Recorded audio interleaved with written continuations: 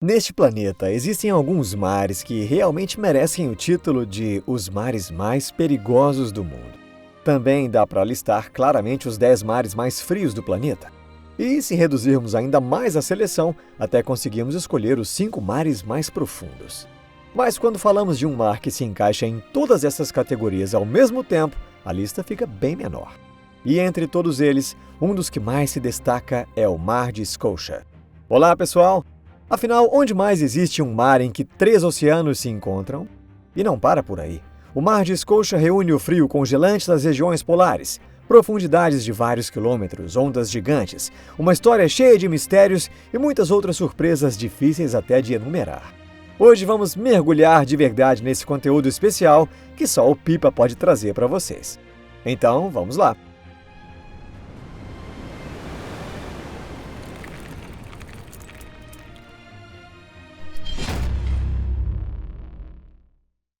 Geografia do fim do mundo.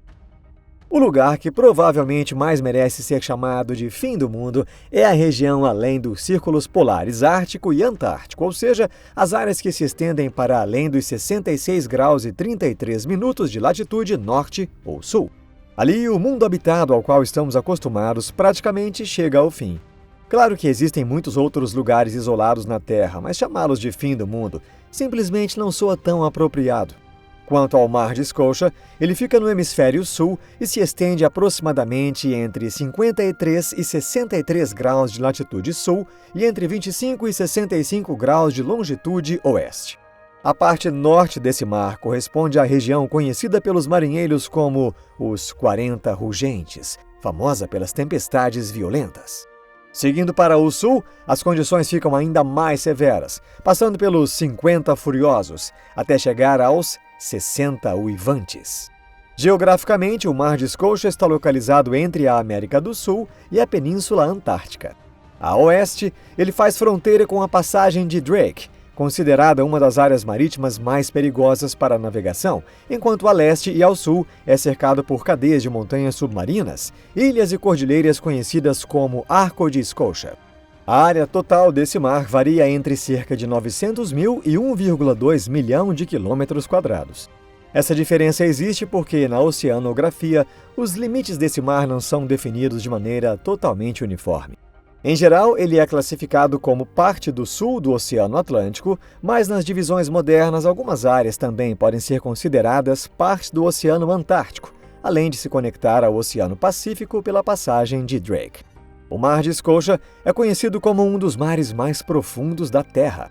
Na fossa das Ilhas Sandwich do Sul, localizada na parte leste da região, a profundidade máxima chega a cerca de 8.000 metros, e o ponto mais profundo, conhecido como Depressão Meteor, ultrapassa os 8.200 metros. Mesmo assim, na maior parte da região marítima, a profundidade fica em torno de 3.000 a 4.000 metros. Uma placa tectônica exclusiva. Chamar a placa sob o Mar de Scotia de exclusiva talvez não seja totalmente correto do ponto de vista científico. Na geologia, ela é chamada de forma mais oficial de placa Scotia.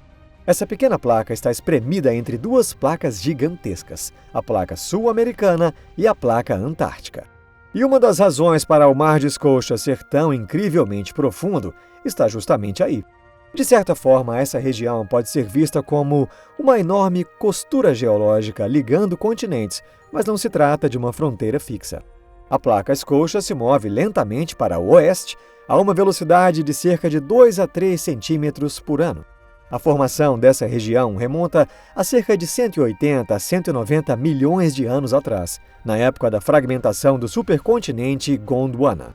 Naquele período, Gondwana começou a se dividir em África, América do Sul e Antártida. Hoje, a placa Antártica, a placa Sul-Americana e a placa Scotia continuam se movendo em velocidades e direções diferentes.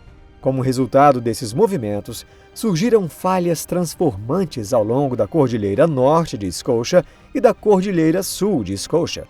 Novos movimentos da crosta terrestre, iniciados há cerca de 80 milhões de anos, deram origem às atuais estruturas elevadas, como o Banco Peary, o Banco Bruce e o Banco Discovery. E há cerca de 50 milhões de anos, a passagem de Drake se abriu, fazendo com que a placa Scotia assumisse uma forma próxima da atual. Assim, a história geológica da placa Scotia e do Mar de Scotia foi moldada por incontáveis movimentos tectônicos, que criaram inúmeras cadeias submarinas, ilhas vulcânicas e fossas oceânicas. Em resumo, o relevo do Mar de Scotia é tão complexo que até os geomorfólogos e hidrógrafos mais experientes acabam quebrando a cabeça para entendê-lo. O ar-condicionado da Terra. O Mar de Scotia tem sua própria placa tectônica e, de certa forma, também influencia até o clima do planeta inteiro. Na verdade, é impossível exagerar a importância do Mar de Scotia na circulação dos oceanos. Isso porque é por esse mar que passa a gigantesca corrente circumpolar antártica, a corrente marítima mais poderosa da Terra, que exerce uma enorme influência sobre o sistema climático do planeta. Se a velocidade dessa corrente ou a temperatura de suas águas mudarem, mesmo que só um pouco, os efeitos aparecem rapidamente na forma de mudanças climáticas em escala global. O ponto em que essa corrente fica mais estreita entre a América do Sul e a Antártida é a passagem de Drake, conhecida também como o gargalo dos oceanos do mundo. Ali, o fluxo de água é comprimido de forma intensa entre os continentes. A maior parte da corrente circumpolar passa por esse estreito e depois segue para as vastas águas do Mar de Scotia. Em outras palavras, o Mar de Scotia faz parte desse gigantesco fluxo oceânico e, através dele, transporta enormes quantidades de calor pelo planeta, regulando as trocas entre o Oceano Atlântico e o Oceano Antártico. O cemitério dos icebergs. Outra característica única do Mar de Scotia é sua espécie de relação estranha com os icebergs. Mas, para os icebergs, o desfecho desse abraço caloroso é triste. Eles acabam derretendo completamente e desaparecendo. Não é à toa que os oceanógrafos chamam o Mar de Scotia de cemitério de icebergs. Essas gigantescas massas de gelo se desprendem das plataformas de gelo continentais e iniciam sua última viagem rumo às águas mais quentes do Oceano Atlântico. O Mar de Scotia funciona quase como uma armadilha para os icebergs, e quem os conduz até ela são as correntes marítimas. Em número e tamanho de icebergs arrastados para essa profunda armadilha oceânica, o Mar de Scotia está entre os principais da Terra, ao lado do Mar de Ross e do Mar de Weddell. Essa região também serve como uma das principais rotas de deriva de icebergs antárticos. Nessas águas relativamente mais quentes, icebergs do tamanho de cidades, enormes icebergs tabulares e incontáveis fragmentos menores de gelo vão derretendo lentamente. Claro que essas concentrações de icebergs atraem turistas em número cada vez maior e, acima de tudo, são um objeto importantíssimo para os cientistas. Ao estudar o derretimento dos icebergs, os pesquisadores tentam entender como o manto de gelo antártico está mudando. Isso porque essas mudanças afetam o clima do planeta inteiro.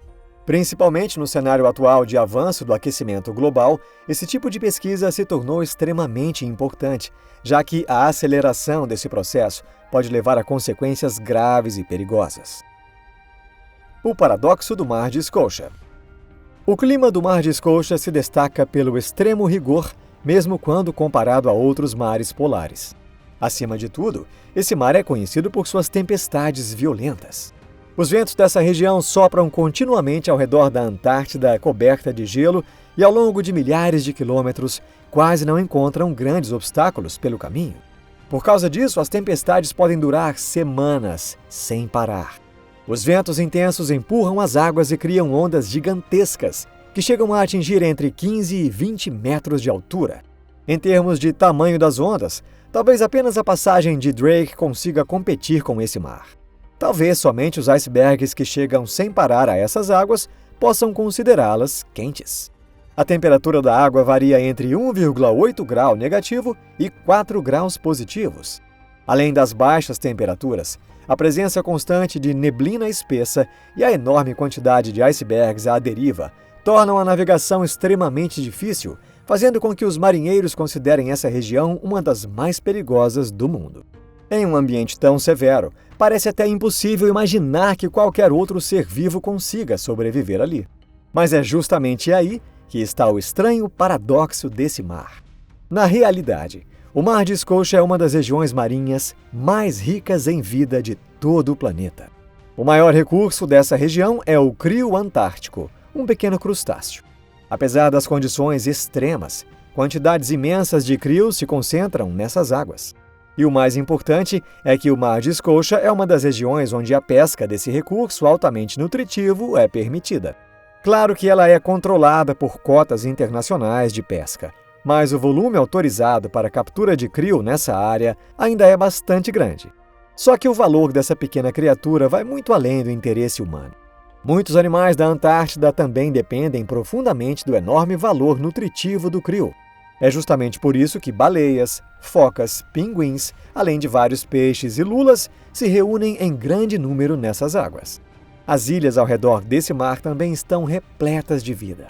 Nas costas dessas ilhas, albatrozes, pardelas, mandriões e gaivotas formam inúmeras colônias e fazem seus ninhos.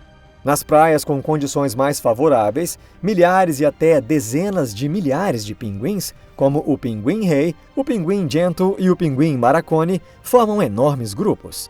Grandes animais como o leopardo marinho, o elefante marinho e o lobo marinho antártico também encontram seu lugar nessa região. Assim, hoje o Mar de Scotia se tornou um dos mais preciosos e especiais centros de biodiversidade das altas latitudes do hemisfério sul. Bases de observação. Como vocês podem ver, o Mar de Scotia reúne características únicas, misteriosas e às vezes até contraditórias. Por isso mesmo faz todo sentido que tantas bases de pesquisa e observação tenham sido instaladas para estudar essa região. Elas estão espalhadas por várias das principais ilhas ao redor do Mar de Scotia. Os pesquisadores estudam o clima, as correntes marítimas, o movimento das geleiras, os ecossistemas marinhos e também fenômenos específicos da região, como anomalias geofísicas, geomagnéticas e gravitacionais. Especialmente na ilha Geórgia do Sul, uma das maiores da região, funciona a base britânica de pesquisa King Edward Point. E é ali também que fica o túmulo de um dos pioneiros da exploração antártica, Ernest Shackleton. A história da exploração do Mar de Scotia está profundamente ligada ao nome desse lendário explorador polar. Em 1915, o navio Endurance, da expedição britânica liderada por Shackleton, ficou preso no gelo do Mar de Weddell e acabou sendo esmagado. Depois de meses à deriva sobre blocos de gelo, em 1916 os tripulantes conseguiram chegar à desabitada Ilha Elefante. Para salvar seus companheiros, Shackleton partiu com mais 5 marinheiros em um bote salva-vidas, sem cobertura, e enfrentou uma travessia suicida pelo Mar de Scotia até a Ilha Geórgia do Sul. Eles percorreram cerca de 1.500 quilômetros em apenas 16 dias. Foi uma viagem em barco aberto que beirava o suicídio, com temperaturas próximas de 0 grau, ondas de 10 a 15 metros e o perigo constante de colisões com incontáveis icebergs. Mesmo assim, depois de 16 dias, eles finalmente chegaram à costa. Mas a provação ainda não tinha acabado. O local onde desembarcaram era completamente desabitado na época, e Shackleton precisou atravessar montanhas com mais 2 tripulantes durante 36 horas, até alcançar o outro lado da ilha, onde havia uma estação baleeira. O mais impressionante é que essa história, que começou de forma tão trágica, acabou tendo um desfecho positivo. Shackleton organizou uma missão de resgate para a Ilha Elefante e conseguiu salvar todos os homens da expedição. Incrivelmente, nenhum integrante da equipe morreu. Hoje, os pesquisadores que trabalham na Ilha Geórgia do Sul estudam vários temas, como populações de focas e pinguins, mudanças nas geleiras, migração das baleias e os ecossistemas do crio antártico. E, claro, todos eles conhecem muito bem a lendária história dessa travessia. Sobretudo porque o túmulo de Ernest Shackleton, na ilha, continua mantendo viva essa memória. Mas o principal centro de pesquisas da região fica em outro ponto do Mar de Scotia. Para os pesquisadores polares que trabalham na região, esse papel cabe às Ilhas Shetland do Sul, vistas como a capital científica local. Na ilha Rei George, que faz parte desse arquipélago, está concentrado um dos maiores centros internacionais de pesquisa científica da Antártida, com numerosas bases de observação e bases de campo de vários países. Já nas Ilhas Órcadas do Sul fica a Base Órcadas, uma das estações de pesquisa mais antigas da Antártida. Essa base foi fundada em 1904 e permanece em operação contínua há mais de 120 anos.